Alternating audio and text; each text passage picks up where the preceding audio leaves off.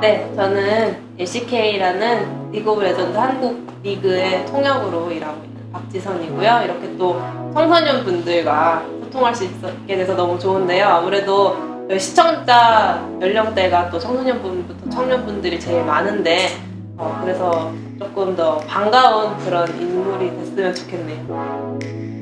이제 리그가 개막하면 저는 보통 이제 경기 시작 몇 시간 전에 경기장에 출근을 해서 이제 경기 관련 자료가 있으면 번역해서 우리 캐스터분들한테 전달하는 것도 처리하고, 또 이제 방송에 자막 같은 것도 영어로 또 번역하는 작업을 해서 또 자막팀에 넘기고, 이런 식으로 일을 하다 보면 경기 시작할 때는 이제 경기 보면서 이제 매 세트마다 또 분석 데스크 같은 거 진행되면 동시 통역을 해야 되니까 분석 데스크 동시 통역 준비를 하고, 경기 끝나면 또 이제 MVP 수훈 선수 인터뷰 하니까 그것도 인터뷰 통역을 들어가고, 그렇게 두 경기 반복하면 이제 하루 일과가 끝이 나고요.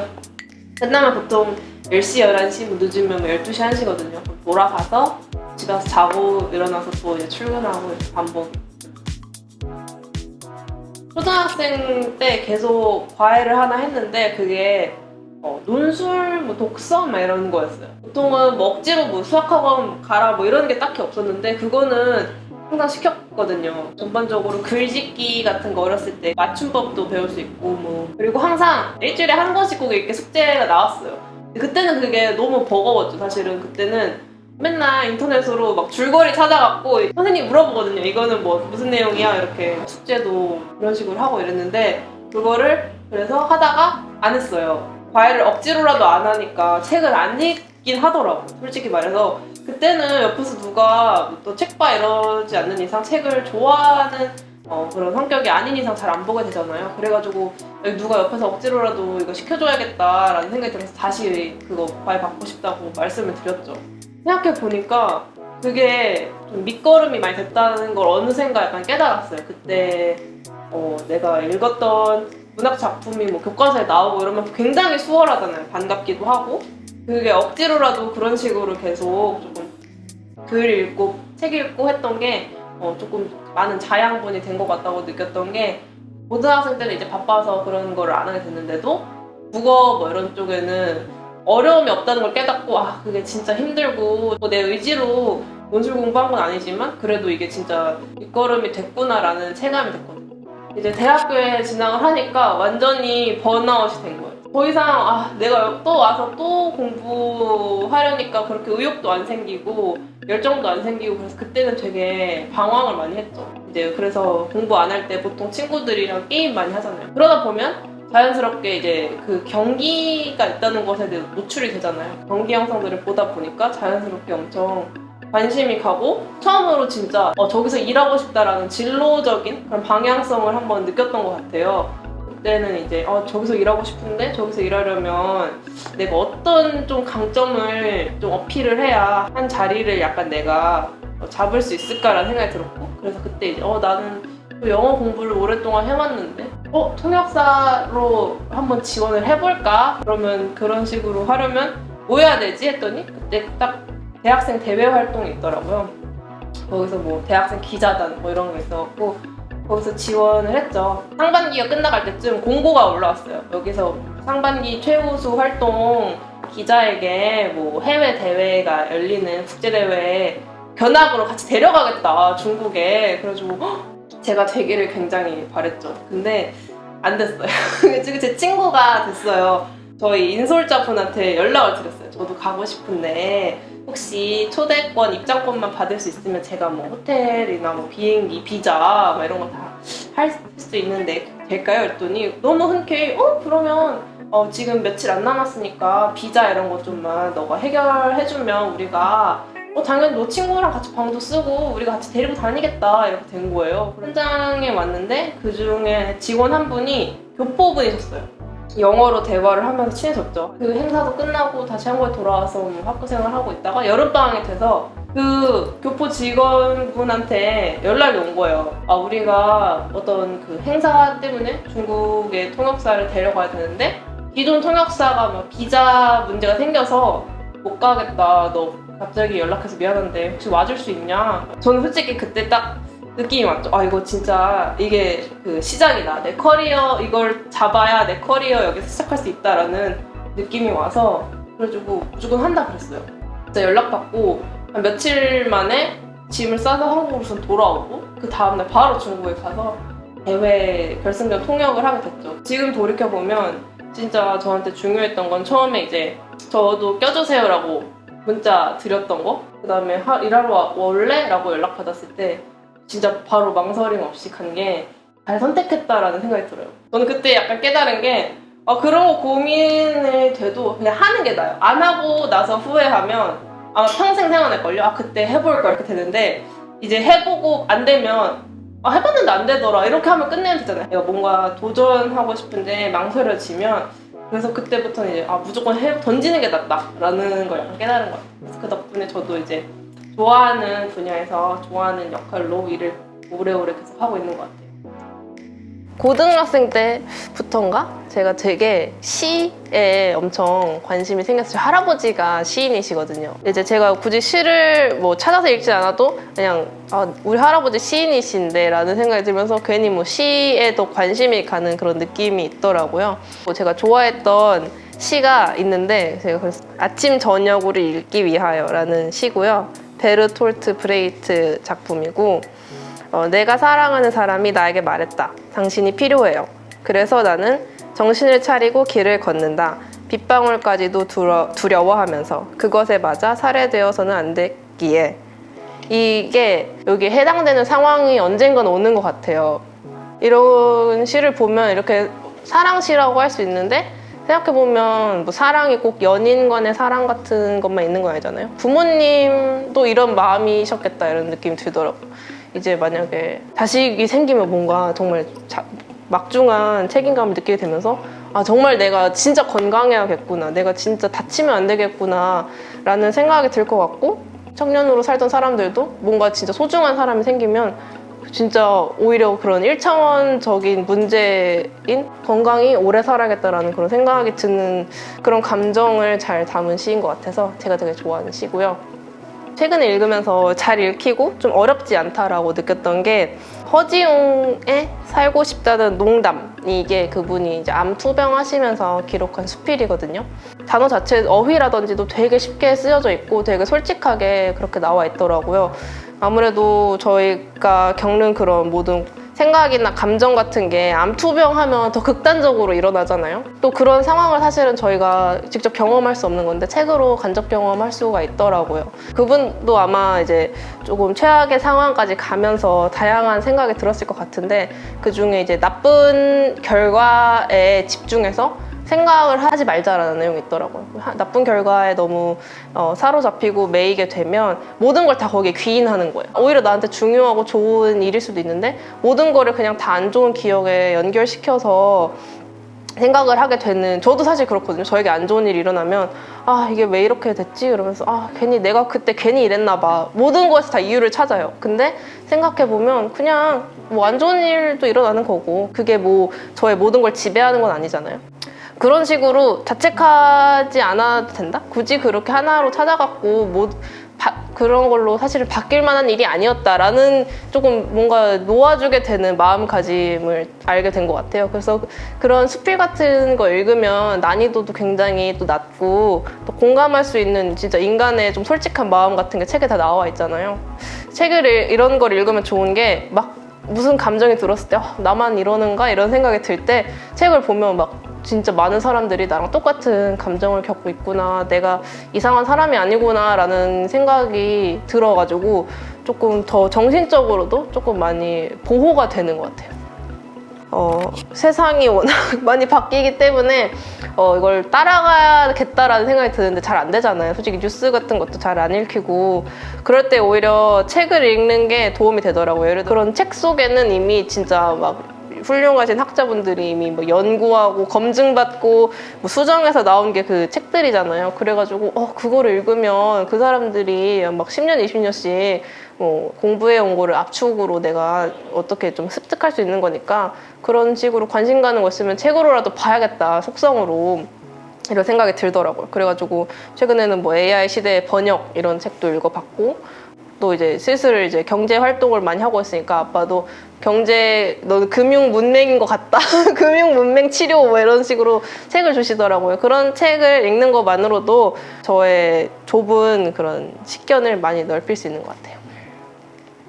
솔직히 말해서 학교 다닐 때 진로에 대한 방향성을 못 찾는 게 어떻게 보면 좀 당연하다고 생각을 해요. 솔직히 특히 한국에서 학교 다니시면 아무래도 많은 것을 접하지 못하고 아무래도 좀 일률적인 그런 과정을 다 같이 가기 때문에 그 와중에 내가 뭔가 하고 싶다 벌써부터 깨닫는 분들이 되게 대단하신 거고, 만약에 내가 이거를 해보고 싶다라는 분들은 계속 시도를 그냥 해도 될 것 같아요. 왜냐면 나 학생인데 라는 그 카드가 되게 약간 무적의 카드거든요. 만약 내가 뭔가를 도전했는데 못했어요. 그러면 나 아직 학생인데 뭐 뻔뻔하게 할 수도 있고, 내가 뭔가 했는데 굉장히 잘했으면 나 학생인데도 이렇게 했어, 나 대단한 거 아니야? 라는 생각을 들어도 되고, 뭔가 했는데 안 됐어요. 뭐 탈락을 했던지 뭐 잘 안 됐어요. 뭐 그러면 학교로 돌아오면 되잖아요. 학교를 다니는 상태에서 그런 식으로 도전하고 있으니까 학생이란 신분이 언제나 이렇게 보호해주고 있다고 생각을 해요.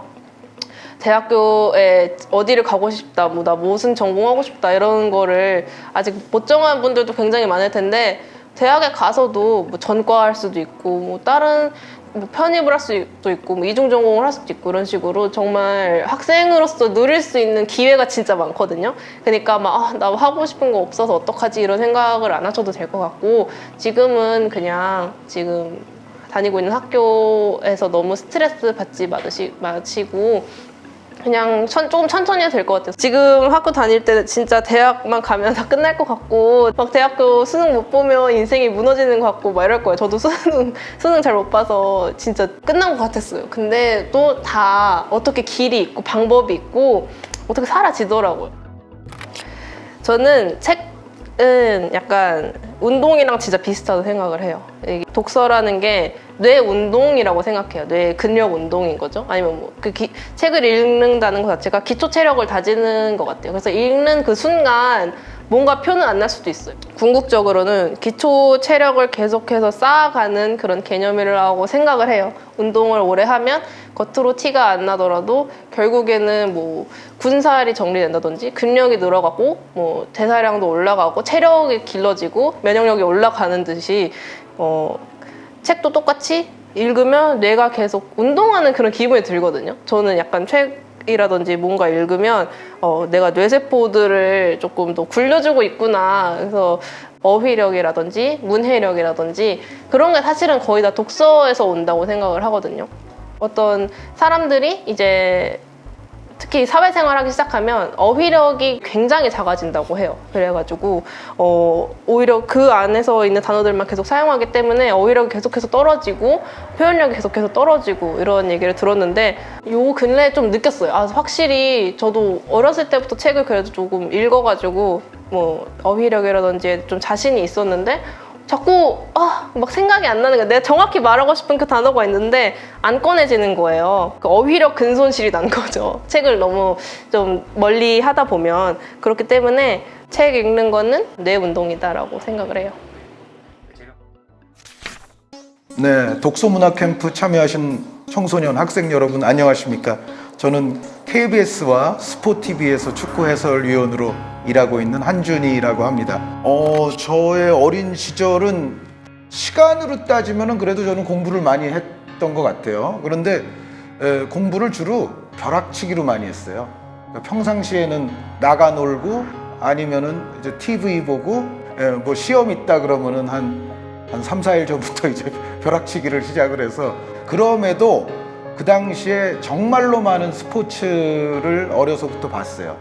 저는 사실 축구 해설위원으로 지금 일하고 있지만 축구, 농구, 배구, 야구 할 것 없이 그때 제가 어쨌든 스포츠를 굉장히 많이 섭렵했던 것이 이제 오늘날의 저를 만들었다는 생각이고, 일종의 어려서부터 상당히 많은 시간을 투여했던 취미가 직업이 된 사례다라고 말씀드릴 수 있습니다. 저는 좋아하는 책의 부류가 좀 정해져 있었어요. 추리소설. 제 어렸을 때 우상 중에 한 분이 셜록 홈즈 선생님이었고요. 그리고 또 하나가 드라마도 이제 사극 이런 걸 좀 좋아하는데 그것과 맥락이 닿는 걸로써 삼국지 같은 거.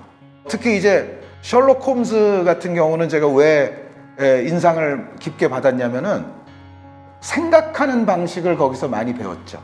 제가 사실은 나중에 전공이 이제 논리 철학, 과학 철학, 언어 철학 이제 그런 쪽을 전공을 했는데 거기에는 셜록 홈즈적인 영향도 조금 있지 않았을까. 그러니까 그 셜록 홈즈 같은 탐정이 쓰는 논리가 연역 논리나 귀납 논리나 이제 이런 걸 사용하는 탐정이거든요. 그러니까 그런 걸 또 많이 보면서 어떻게 보면 제가 약간 성격이 그런 쪽으로 형성이 됐고 나중에도 결국은 이제 논리 비슷한 쪽을 이제 전공을 하게 됐던 것 같아요. 그래서 그 셜록 홈즈를 제가 좋아한 이유 중에 하나가 셜록 홈즈가 이제 기기묘묘하게 막 다른 사람은 상상도 못하는 그런 방식으로 범인을 딱 특정을 하잖아요.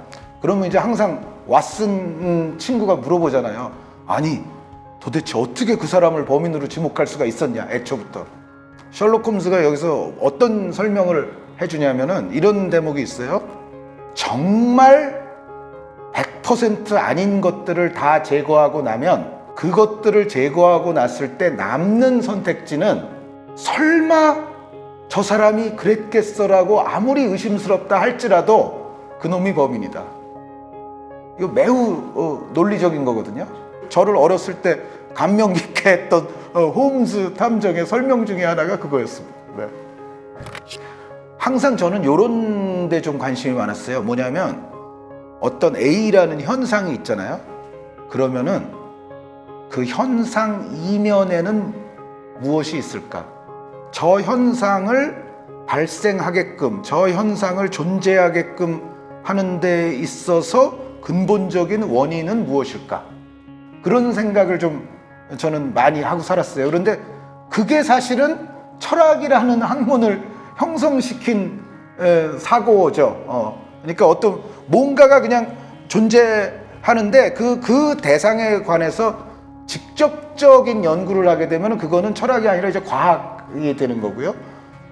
철학은 그 대상의 본질적인 것 혹은 그 대상 이면에 있는 것, 한 단계 더 높은 곳에서 그 발생한 존재하는 상황을 바라보는 학문이거든요. 저의 청년 시절은 항상 그 어떤 것 이면에 있는 무언가에 관해서 제가 호기심을 많이 가졌고 항상 그런 생각을 좀 많이 하면서 살았어요. 근데 제가 가장 존경하는 인물 중에 실존 가상 통틀어서 가장 존경하는 인물이 저는 배트맨이라는 분이거든요. 브루스 웨인 배트맨. 이건 장난이 아닙니다. 진짜로 제가 존경하는데 그분도 저랑 생각이 좀 비슷해요. There's always more to this than meets the eye. 이런 표현이 있어요. 그 배트맨이 잘 쓰는 말 중에. 그게 무슨 말이냐면 그러니까 이것 이면에는 눈에 보이는 것보다 항상 더 많은 게 존재한다. 요 말을 배트맨이 자주 써요. 그런데 나랑 사상이 같네? 그런 생각을 저는 많이 했습니다. 저는 배트맨 진짜 존경합니다.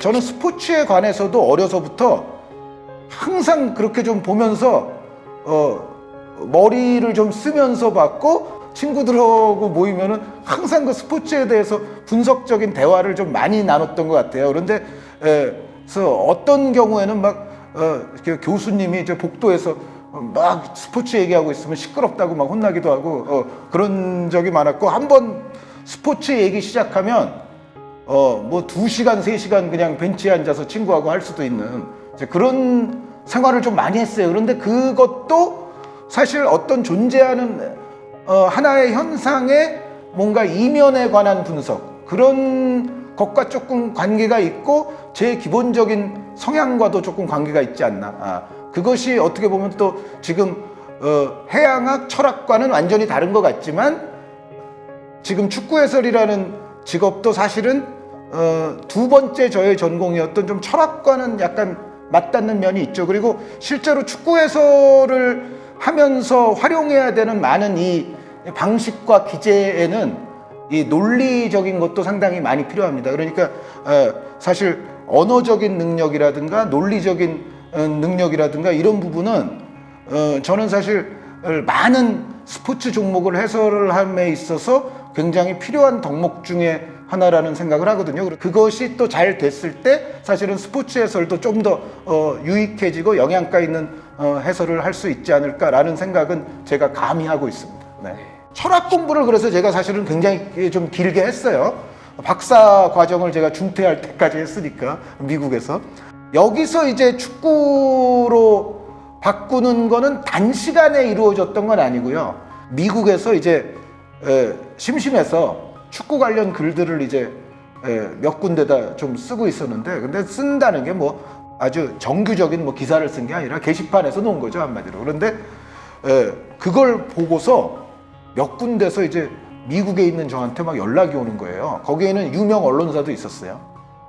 통신원 같은 거 하지 않겠냐고. 그런데 저는 그때만 해도 그렇게 철학을 완전 때려칠 생각을 하고 있었던 게 아니기 때문에 별로 그렇게 그닥 거기에는 제가 관심이 없었고, 몇 군데서 연락이 왔는데 보니까 가장 열악한, 가장 이제 개인적인 웹사이트가 있었어요.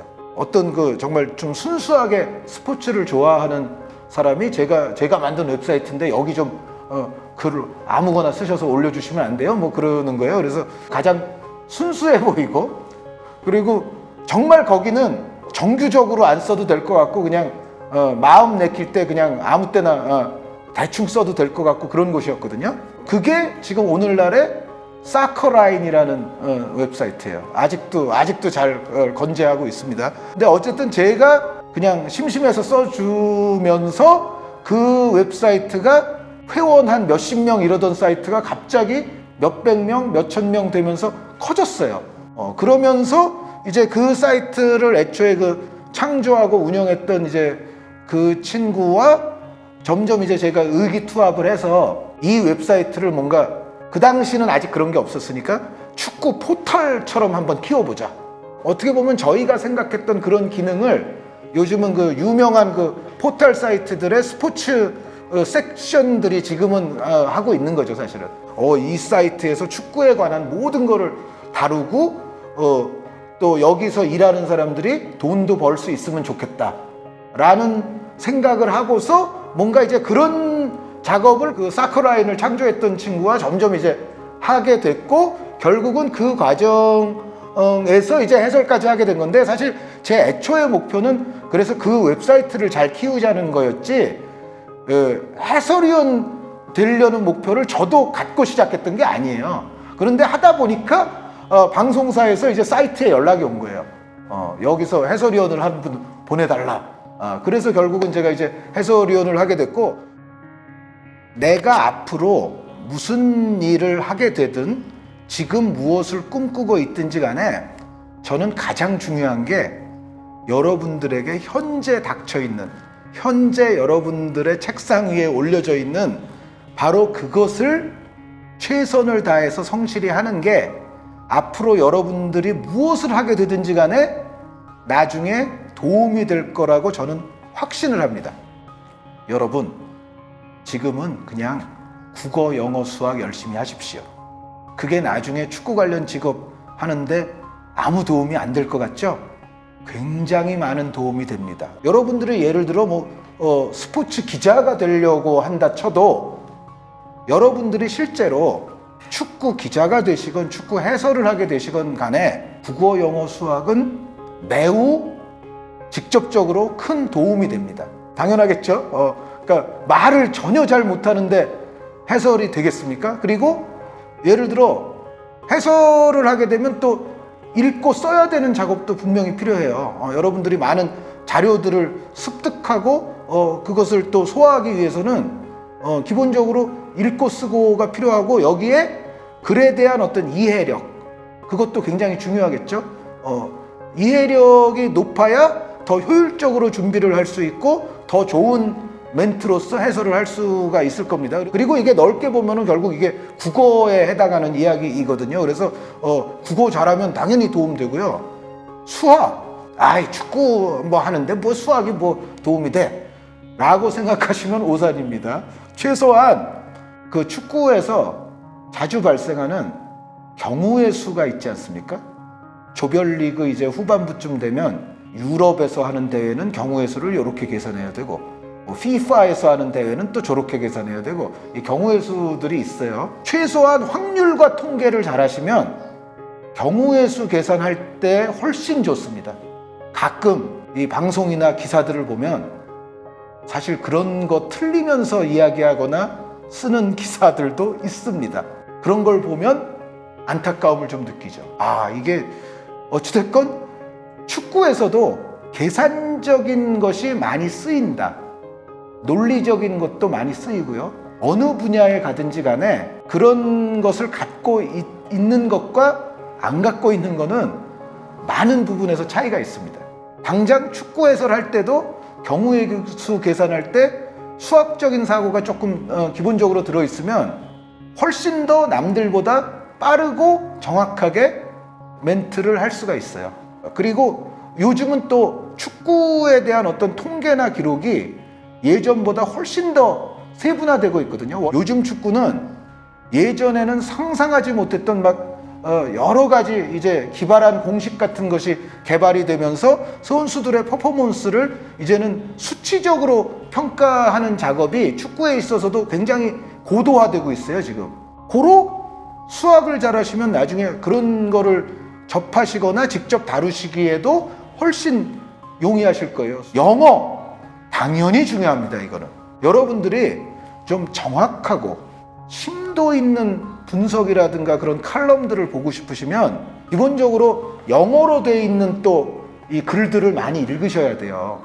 뭐 영어 서적이라든가 영어 웹사이트에 또 있는 많은 또 분석 자료라든가 유명 또 외국 언론의 어떤 칼럼이라든가 이런 거를 보셔야 사실은 여러분들의 지식의 깊이와 넓이를 더할 수가 있거든요. 그래야 예를 들어 해설을 하셔도 더 수준 높은 해설자가 되실 수가 있는 거예요. 물론 해설위원 되는 건 제가 도시락 싸들고 다니면서 말리겠지만 어쨌든 혹 되실 수도 있으니 어쨌든 영어는 중요하다. 그러니까 지금 하고 있는 공부 열심히 하시는 게 가장 중요하고 축구 관련 직업을 위해서도 가장 기본이 되는 일이라는 점을 항상 명심하시고 축구 봐야 되느냐 공부해야 되느냐 물으신다면 저는 지금은 다 공부하시라고 말씀을 드리고 싶어요. 축구는 나중에 보셔도 됩니다. 네. 저에게 책이란 무엇인가? 라고 물으신다면 저는 이렇게 답하겠습니다. 여전히 진짜로 값어치 있는 것들은 여전히 책에 있다. 인터넷상에서 온라인상에 정말 많은 이제 정보가 있는 시대가 됐죠. 그런데 저는 그럼에도 불구하고 그 온라인상에 있는 정보가 절대로 다가 아니라고 생각하고요. 특히 아주 값어치 있는 정보가 과연 온라인상에 다 노출돼 있을까? 라는 데 있어서 굉장히 회의를 갖고 있는 사람이에요. 아니 정말로 이게 노벨상 딸 수 있는 엄청난 과학적 발견, 엄청난 아이디어예요. 그럼 그 사람이 그거를 인터넷에 바로 올려놓겠습니까? 저는 그럴 거라고 생각되지 않거든요. 제가 말씀드리고자 하는 포인트는 제 생각에 진짜 값어치 있는 아이디어들을 과연 사람들이 다 너도 나도 사용할 수 있게끔 올려놓을까요? 저는 그것에 대해서는 상당히 의심하고요. 여러분들이 여전히 발품을 팔아서 수고를 들여서 도서관을 가시고 책을 보아야 뭔가 남과는 다른 이들과는 다른 것을 여러분들이 지니실 수 있게 되지 않을까. 감히 저는 생각하는 바입니다. 제가 틀릴 수도 있습니다. 어쨌든 저는 여전히 가치 있는 것들은 도서관에 있고 책 속에 있다라는 믿음을 아직도 갖고 있습니다. 네. 너무 길었죠? 원래 책은 무엇이다라고 해야 되는데. 네.